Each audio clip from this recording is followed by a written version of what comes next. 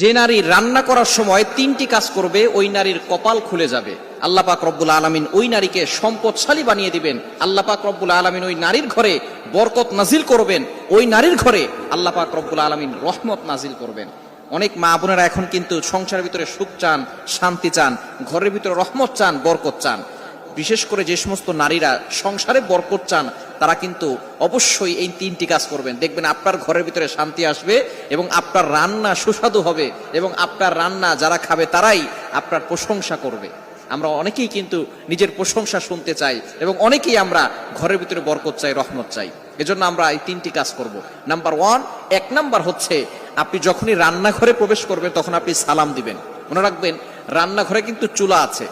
এই চুলা, গ্যাসের চুলা বলেন আর যেই চুলাই বলেন, এই চুলা থাকার কারণে যখন আপনি রাতের বেলা সেখানে থাকেন না, এখানে কিন্তু জিন জাতি থাকার সম্ভাবনা আছে।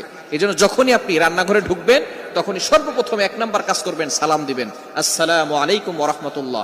কেউ থাকুক আর না থাকুক, ঘরে যখনই প্রবেশ করবেন, যদি ঘরে কেউ নাও থাকে তারপরে সালাম দিবেন, কারণ ঘরের ভিতরে অনেক সময় শয়তান থাকে। আপনার সালাম দেওয়ার কারণে সেই শয়তান সেখান থেকে বের হয়ে যাবে। শয়তান আপনার ঘরের ভিতরে আর বসবাস করতে পারবে না, সেখান থেকে শয়তান বের হয়ে যাবে।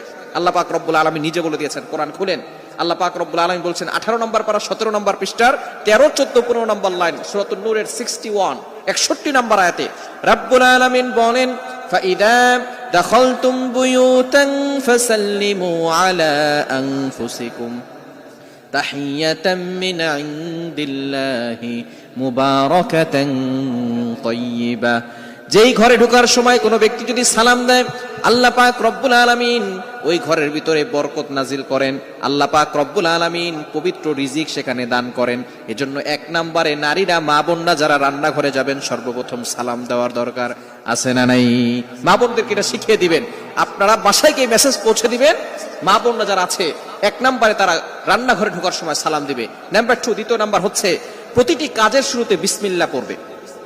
বিসমিল্লাহ পড়লে ওই কাজের ভিতরে আল্লাহ পাক রব্বুল আলামিন নিজে বরকত দিয়ে দেন। বিসমিল্লাহ পড়লে কোনো রান্না করলে ওই রান্নার ভিতরে আল্লাহ তাআলা স্বাদ বাড়িয়ে দেন, ওই রান্নার ভিতরে আল্লাহ তাআলা রহমত দেন, ওই রান্নার ভিতরে আল্লাহ তাআলা বরকত দান করেন।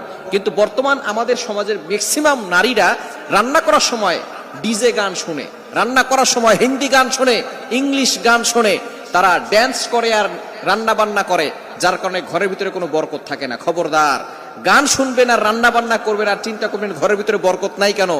আপনি যদি বরকত পেতে চান, প্রত্যেকটা কাজের শুরুতে আপনি বিসমিল্লাহ পড়বেন। আপনি চাউল নিচ্ছেন, পড়েন বিসমিল্লাহির রহমানির রহিম। চাউল ধৌত করতেছেন, বলেন বিসমিল্লাহির রহমানির রহিম। মাছ কাটতেছেন, বলেন বিসমিল্লাহির রহমানির রহিম। আপনি গোশত ধৌত করতেছেন, বলেন বিসমিল্লাহির রহমানির রহিম। আপনি যেই কাজ